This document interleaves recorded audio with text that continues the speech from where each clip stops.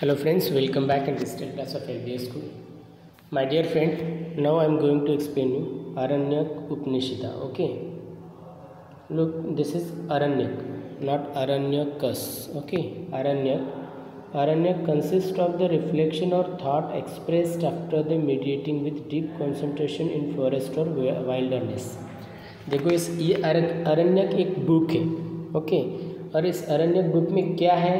It's consist of reflection और thought. Reflection या thought है, जो विचार है. ये किसके विचार है? इस बुक में एक विचार है जो मेडिटेट करते हैं, जो डीप कंसंट्रेशन करते हैं, और फॉरेस्ट और वाइल्डर जो ऋषि मुनि जिसे हम कहेंगे या सेजस जो होते हैं, उनके जो विचार हैं इस बुक में इंक्लूड किए गए हैं. और दूसरी बात, ये हमें क्या सिखाता है?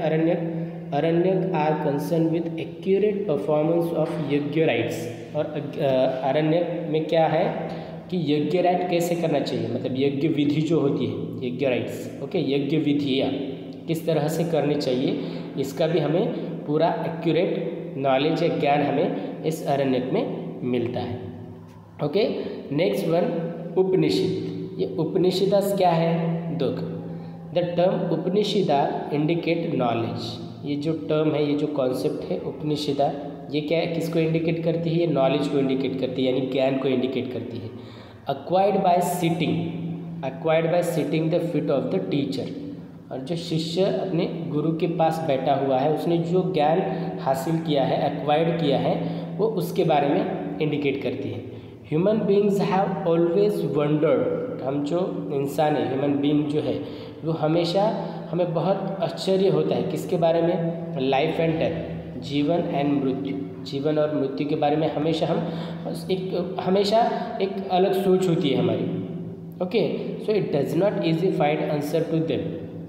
The Upanishad discuss such serious and profound issues. और उपनिषदा में लाइफ और डेथ क्या है, इसके ये ऐसे सीरियस इश्यू को लेकर डिस्कशन किया गया है उपनिषदा में. और इसमें आपको अगर रीड करना है तो इसमें एक स्टोरी है जो नचिकेता और यम की स्टोरी है. ये भी बहुत इंटरेस्टिंग है. I will send you that. Okay, the 4 Vedas. Next one, 4 Vedas. हमें पता है 4 वेदास हमने पढ़े हैं. 4 Vedas, Brahmanas, Aranyaka and Upanishads were composed over a period of 1500 years ago. देखो, ये जो 4 वेदास है, ब्राह्मणास है, उसके बाद अरण्यक है और ये उपनिषद है, ये सारा जो लिटरेचर है, ये सारा जो मटेरियली कब कंपोज किया गया होगा? शायद ये 1500 साल पहले, मतलब 1500 years ago. And during this long period the वैदिक सिविलाइजेशन अंडरवेंट मेनी चेंजेस. और इस 1500 जो 1500 जो ईयर्स है, इस बड़े स्पैन में जो वैदिक सिविलाइजेशन है, इसमें बहुत सारे बदलाव आते चले गए. ओके, बहुत सारे बदलाव आते गए. एंड द वैदिक literature is an important source for the study of those. और ये वैदिक लिटरेचर एक बहुत बड़ा सोर्स माना जाता है, बहुत बड़ा स्रोत माना जाता है स्टडी के लिए. किन के लिए? जो day to day life in the Vedic period. वैदिक पीरियड की जो डे टू डे लाइफ कैसी थी, इसकी स्टडी करने के लिए एक बहुत बड़ा स्रोत है. Okay, next point we have family system and day to day life. जो वैदिक सिविलाइजेशन थी, वैदिक सिविलाइजेशन में फैमिली सिस्टम कैसा था, फैमिली सिस्टम के साथ साथ डे टू डे लाइफ कैसी थी वहाँ के लोगों की, इसके बारे में यहाँ पर डिस्कस किया गया है. Joint family system was prevalent in the Vedic period. देखो, पहले वो ज़माना था तो वहाँ पर ज़्यादातर क्या थी? जॉइंट फैमिली थी. ओके, जॉइंट फैमिली हुआ करती थी. अभी है, लेकिन कुछ ही घरों में है. पूरे हम क्या करते हैं, हम दो हमारा दो, ऐसे ही रहते हैं. जॉइंट फैमिली नहीं है, मतलब दादा दादी, उसके बाद चाचा, ऐसे बहुत सारे, मतलब अंकल, मौसी, ऐसे बहुत सारे जो रिलेटिव्स होते हैं अभी वो नहीं रहते तब. लेकिन वो ज़माना था, उसमें जॉइंट फैमिली सिस्टम थी. The grihapati was the head of the family. और फैमिली का प्रमुख, कुटुंब प्रमुख जैसे हम कहेंगे, वो गृहपति, जिसको हम पुरुष को हम बोलेंगे, गृहपति माना जाता था. A man responsible for the family. और जो कुछ करेगा, अच्छा करेगा, भला करेगा या बुरा करेगा, वो सब रिस्पॉन्सिबल कौन है? मैन है, क्योंकि वो क्या है? प्रमुख है फैमिली का.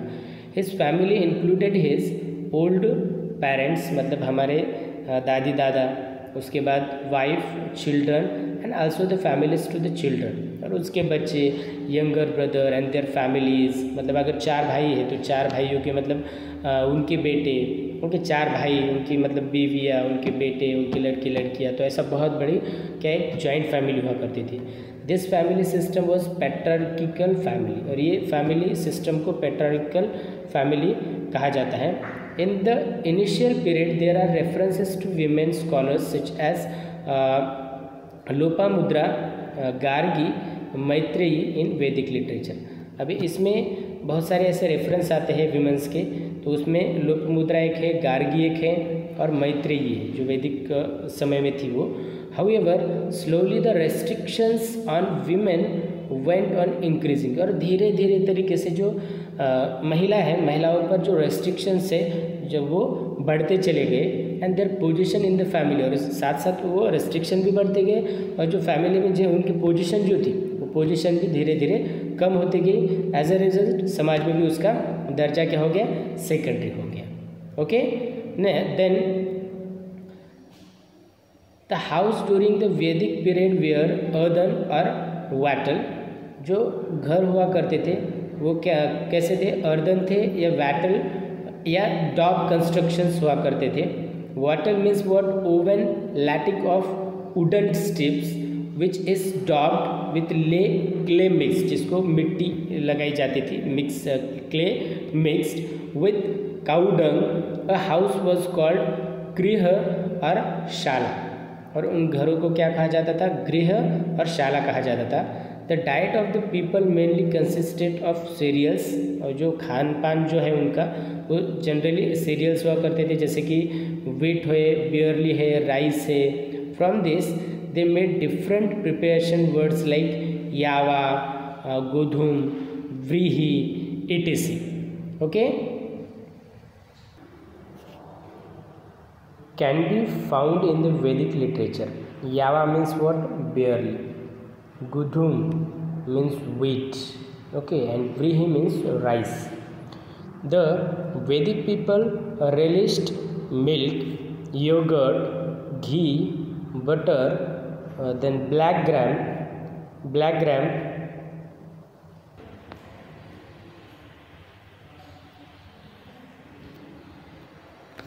Vedic people relished milk, yogurt, ghee, butter, honey, black gram यानी उड़द, lentil, मसूर, sesame, meat were also part of their diet. उनके डाइट क्या थी, तो ये सारा था, बटर थे, हनी था, उसके बाद ब्लैक ग्राम थी, लेंटिल था, सीजम था, मीट, ये सारा क्या है, पार्ट ऑफ देयर डाइट।